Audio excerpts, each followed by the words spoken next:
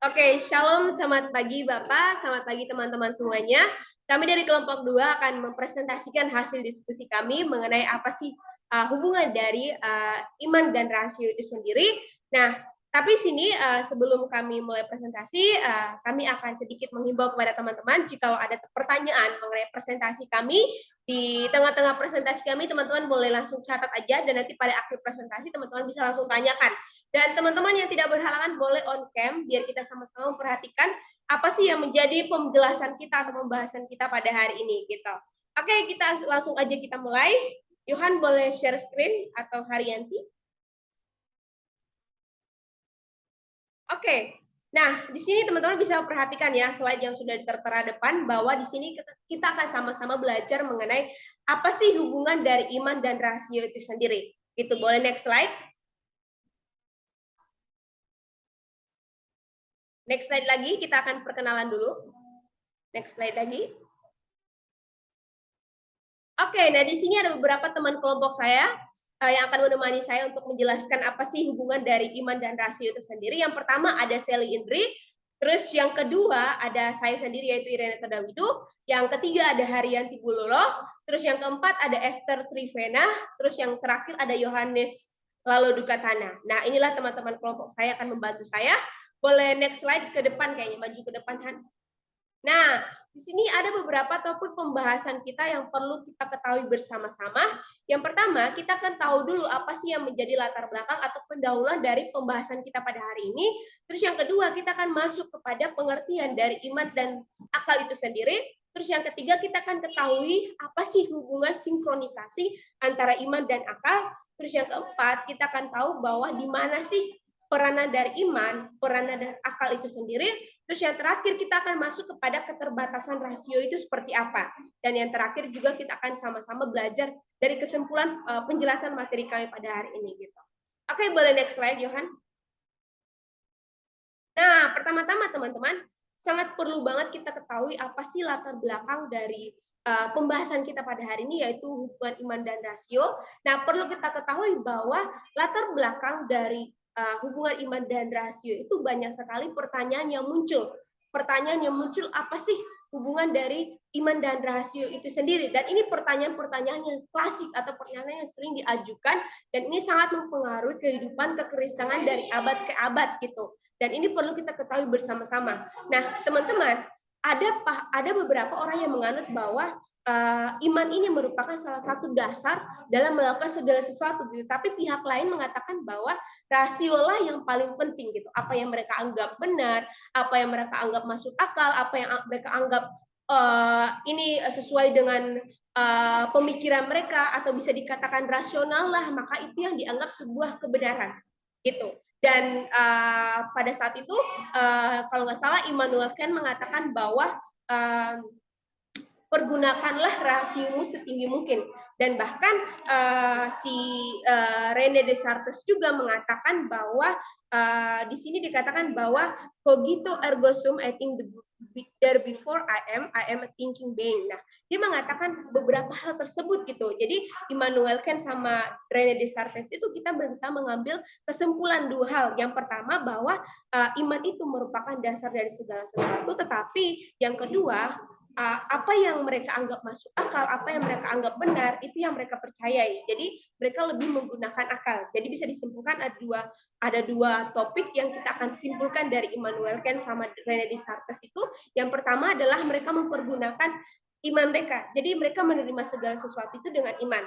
Terus yang kedua, mereka mempergunakan akal atau rasio mereka, apa yang mereka anggap masuk akal, apa yang mereka anggap benar, itu yang mereka percaya atau itu yang menjadi landasan mereka gitu. Nah, oleh sebab itu di sini dikatakan bahwa pertentangan iman dan akal merupakan suatu hal yang krusial. Nah, krusial itu apa? Krusial itu adalah hal yang penting dalam iman kekristenan gitu. Sehingga pemimpin-pemimpin gereja atau teolog-teolog kekristenan, aktivis gereja, bahkan para awam lainnya juga, mereka perlu sekali atau penting sekali mereka mengerti apa sih sinkronisasi atau hubungan dari kedua aspek itu. Nah, kedua aspek itu apa? Nah, kedua aspek itu adalah iman sama akal atau rasio itu sendiri gitu. Nah itulah maka pada hari ini kita akan sama-sama belajar gitu, mengapa sih apa sih yang terjadi dengan iman dan rasio itu sendiri gitu. Nah oleh sebab itu yang menjadi dasar atau menjadi pola pikir kita yang untuk membawa kita ke lebih dalam lagi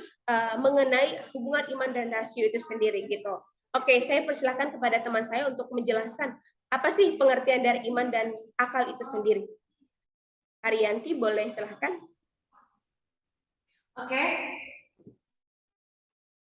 Next slide. Sudah? Oke, kita akan masuk ke dalam pengertian iman. Teman-teman, kalau kita lihat sendiri, kata iman itu dia berasal dalam bahasa Ibrani, teman-teman, yaitu emsit.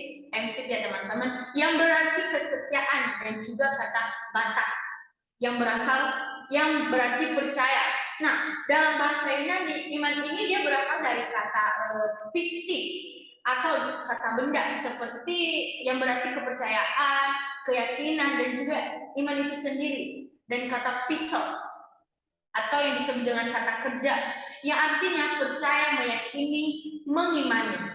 Nah, dalam istilah bahasa Inggris, kata ini mempunyai pengertian yang sama dengan pengertian yang saya sebutkan tadi, teman-teman, yaitu faith, yang berarti kepercayaan dan keyakinan, teman-teman. Itulah yang disebut dengan iman.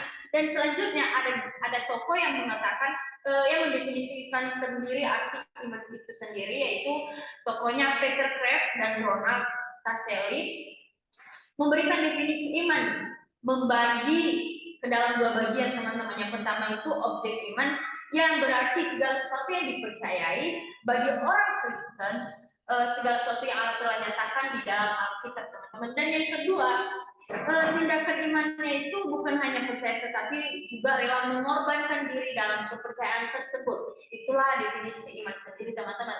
Nah, selanjutnya kita akan masuk ke dalam definisi pengertian akal. Nah, akal ini menurut WJS Square Wadaminta memberikan definisi akal yang artinya alat berpikir, daya berpikir untuk mengerti. Nah, dan juga Peter Kreeft dan Ronald K.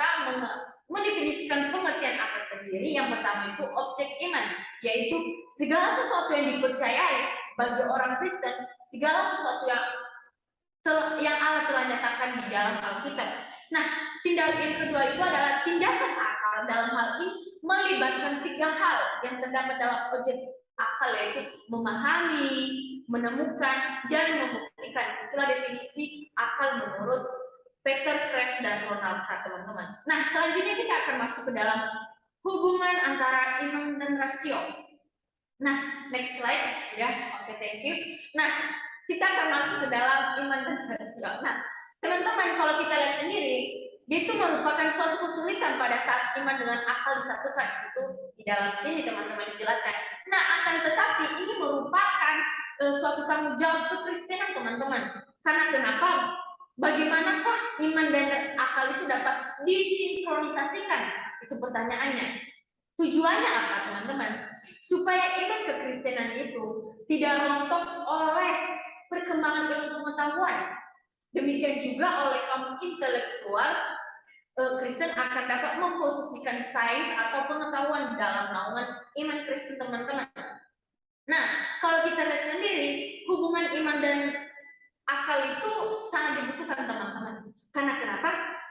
Dibutuhkan oleh manusia untuk menemukan kebenaran dalam kehidupan kita manusia, teman-teman. Nah, di dalam kebenaran itu manusia bertemu dengan Tuhan yang memberikan terang di tengah keberadaan dan juga terang tujuan manusia di dalam kehidupan manusia di dunia ini. Nah, maka dikatakan iman dan akal itu adalah dua hal yang tidak dapat dipisahkan, teman. Itu sangat tidak dapat dipisahkan karena mereka itu saling berhubungan satu sama lain. Nah, maka dikatakan bahwa tidak dapat dipisahkan dari kehidupan manusia. Melalui keduanya itu, manusia berjumpa dengan Allah sebagai kebenaran tertinggi yang memberikan makna bagi kehidupan di dunia ini, teman-teman. Nah, iman dan akal itu tidak bertentangan, teman-teman, melainkan mereka itu saling menunjang untuk menuntun manusia memperoleh pengetahuan dan juga penghayatan akan Allah dalam kebenarannya, kebenaran Allah sendiri. Nah, sebab baik iman maupun akal, teman-teman, keduanya itu berasal dari Allah sendiri, dan pencarian akan Tuhan lewat akal akan pada akhirnya semakin menumbuhkan iman kita, teman-teman. Itulah yang membuat hubungan ini disinkronisikan iman dan akal, teman-teman. Nah, selanjutnya iman dan akal ini mempunyai kedudukannya masing-masing, teman-teman. Dan akal ini mempunyai keterbatasan, sehingga pemikiran manusia memang terbatas, teman-teman. Nah, sedangkan kalau kita lihat, iman ini memberitahukan kepada kita rencana Allah yang tidak mungkin dapat dicapai hanya dengan menggunakan akal kita sendiri, teman-teman. Sebagai contoh, teman-teman, kalau kita lihat, dengan akal kita dapat mengetahui bahwa Tuhan itu satu, Tuhan itu baik, dan lain-lain dan sebagainya. Namun akal tidak dapat sampai kepada pemahaman bahwa Tuhan itu satu dalam tiga pribadi jika Allah tidak terlebih dahulu menyatakan dirinya demikian, teman-teman. Nah, di sini akal itu dapat membantu kita memahami iman. Sebaliknya juga iman menjadi suatu panduan bagi akal, sehingga manusia tidak salah arah gitu, teman-teman, dapat menggunakan akal sejalan dengan maksud Allah penciptanya gitu. Namun kalau kita lihat, akal manusia memiliki keterbatasan, sehingga keterbatasannya itu disempurnakan oleh iman kepada Allah, teman-teman. Apa yang tidak dapat dijangkau akal dapat dijangkau oleh iman, teman-teman. Nah, iman dan akal itu seharusnya berdampingan, karena segala sesuatu yang kita kerjakan harus dengan sadar dan harus kita juga mengerti apa yang sudah kita imani. Untuk itu penting peran akal dalam iman, teman-teman. Itulah yang mensinkronisasikan iman dengan akal. Itulah hubungannya, teman-teman. Dan jika ingin kurang jelas atau apa, nanti teman-teman bisa bertanya kepada kami masing-masing. Itu saja, selanjutnya saya serahkan kepada teman saya. Oke, sedikit kesimpulan ya mengenai kesimpulan mengenai pengertian dari iman dan rasio itu sendiri, biar lebih singkat ya teman-teman. Nah, iman itu perlu kita ketahui atau perlu kita tekankan bahwa iman itu merupakan salah satu hubungan vertikal. Nah, hubungan vertikal itu adalah hubungan antara Tuhan dengan umatnya atau pencipta dengan ciptaannya. Dan itu bisa disimpulkan bahwa iman itu adalah dasar atau pokok terhadap kepercayaan kekristenan, dan kepercayaan ini kepada siapa? Nah, kepercayaan itu terhadap Allah dan wahyunya gitu. Nah, kalau bisa disimpulkan lagi, rasio itu ada dua hal tadi dikatakan oleh Saudara Haryanti, mengatakan bahwa rasio itu yang pertama adalah objek dari akal, terus yang kedua tindakan dari akal. Mengapa dikatakan objek dari akal? Yang pertama karena dia melibatkan tiga hal.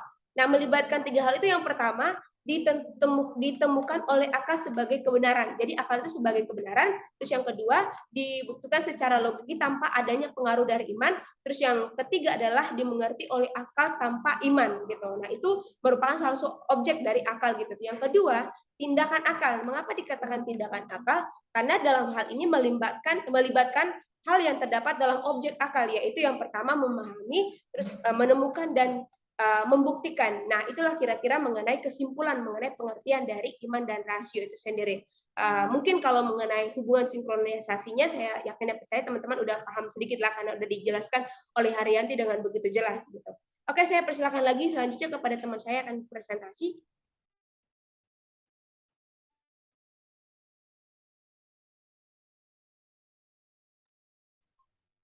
Mungkin Yohan boleh next slide.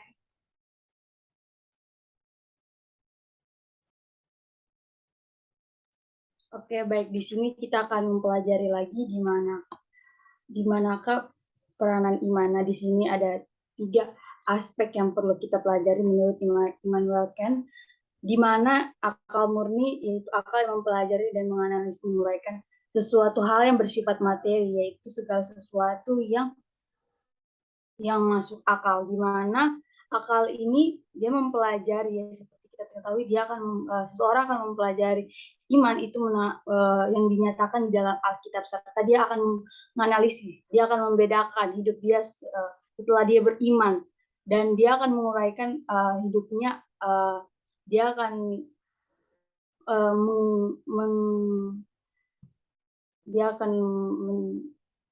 dia akan menguraikan hidupnya, serta dia juga akan mempelajari apa yang sudah dia pelajari hidup dia beriman, dia akan mempraktikkan itu dan dia akan menguraikan kepada orang lain. Nah, akal praktis, yaitu akal menyangkut masalah etika yang tidak bisa diuraikan oleh akal, seperti bagaimana manusia itu bermoral dan bagaimana harus berkehendak. Nah, ini berbicara tentang daya pikir seseorang, di mana orang tersebut akan mempelajari apa yang dia lihat dan dia akan menerapkan ke dalam dirinya sendiri. Dia akan melihat orang yang beriman dan iman itu istilahnya akan berperan juga kepada dirinya, dan akal kritis yaitu bagian yang mengenai segala sesuatu di luar dari manusia, seperti bagaimana keberadaan Allah. Nah, aspek ini juga bisa diuraikan dengan akal murni, di mana yang paling dinilai adalah akal murni yang menguraikan hal-hal yang di bawah manusia. Etika dan perilaku manusia tidak dapat diuraikan menurut laboratorium atau analisis yang murni akan dibagikan tentang hal-hal yang berada di luar manusia Allah. Oke, next slide saya serahkan kepada saya.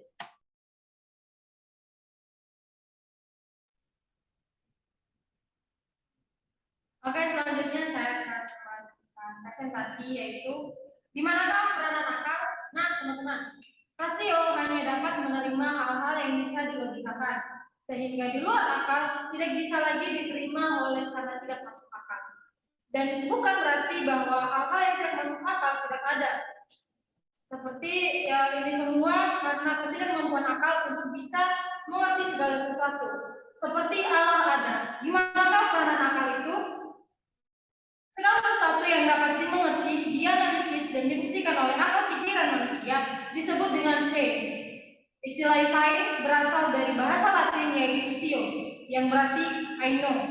Jadi segala sesuatu yang saya tahu yang bisa diuraikan secara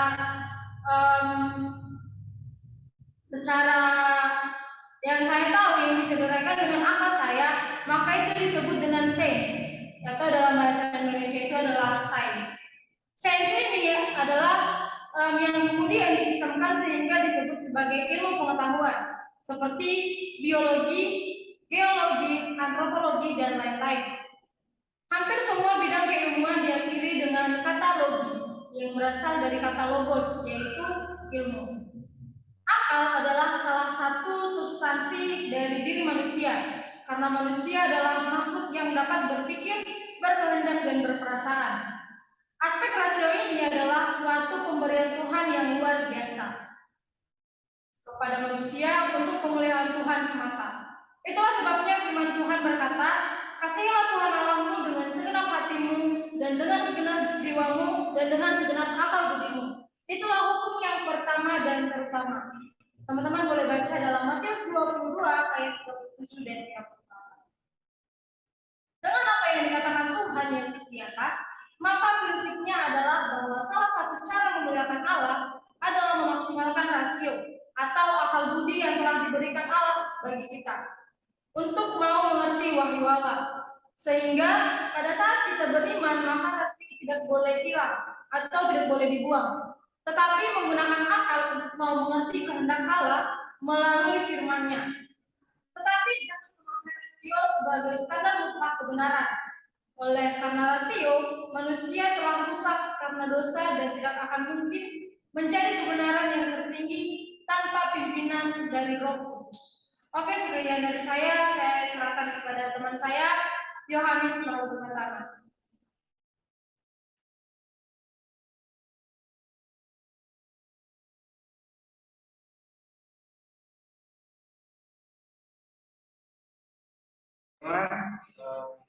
Saya akan melanjutkan presentasi dari kelompok kami.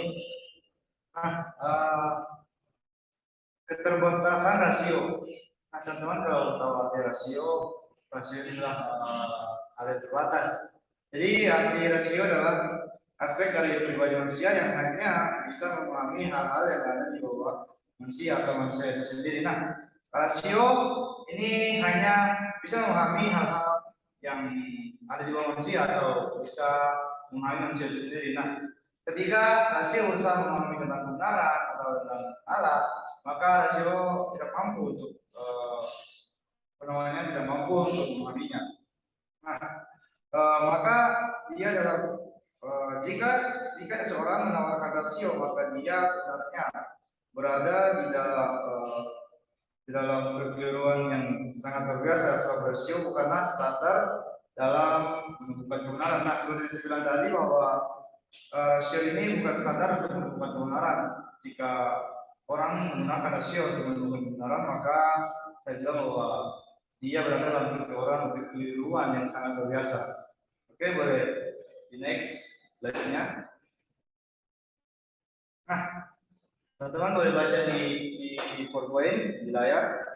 Ketika sains muncul bukanlah suatu cara manusia untuk berusaha menemukan kebenaran atau rasio, akan tetapi jauh sebelum sains ada berkembang, sudah ada yang namanya filsafat, yaitu usaha manusia untuk menemukan kebenaran yang tertinggi. Nah, sebelum sains muncul, rasio muncul, ada yang namanya filsafat sudah muncul lebih dahulu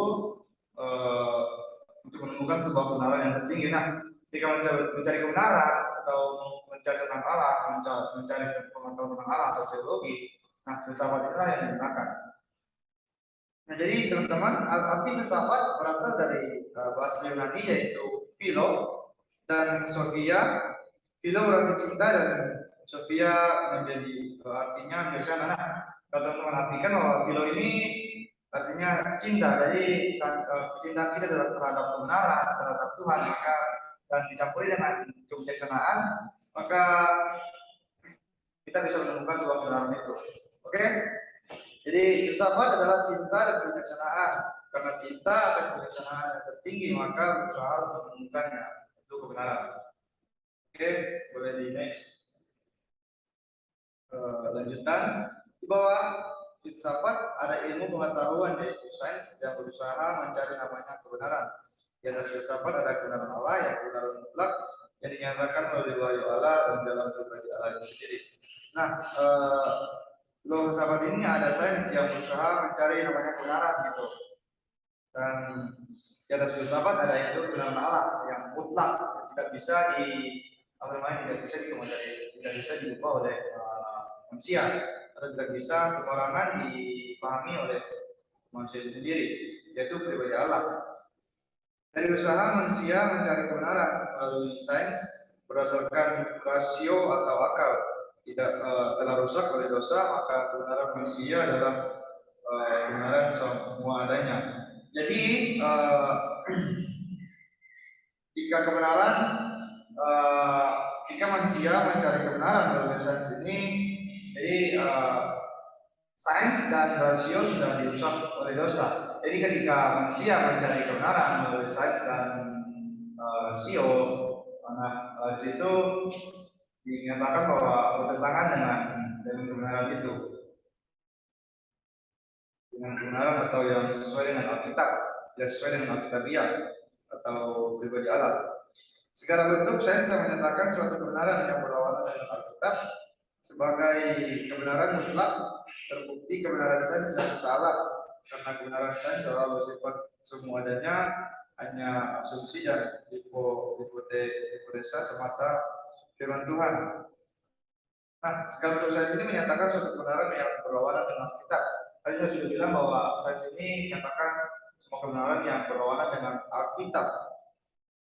Nah, Alkitab ini adalah suatu kebenaran yang mutlak yang tidak hanya yang kita cari kebenarannya dengan hanya sains saja atau akal atau rasio saja, melainkan dengan filsafat tadi, cinta dan kebijaksanaan.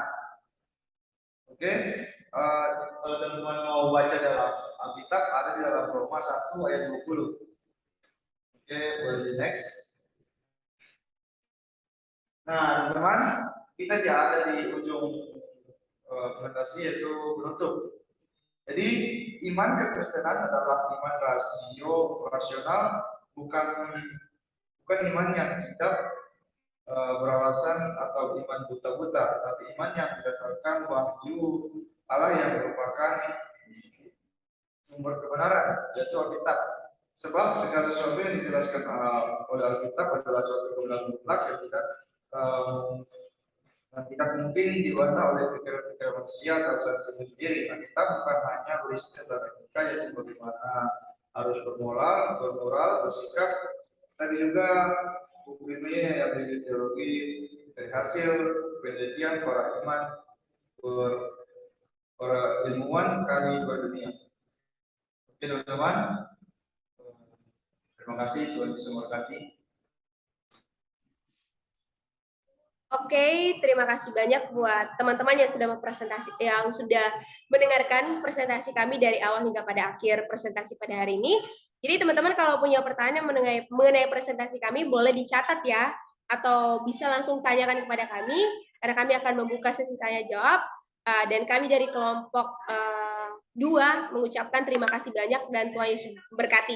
Boleh dong di stop share screen-nya, tim media.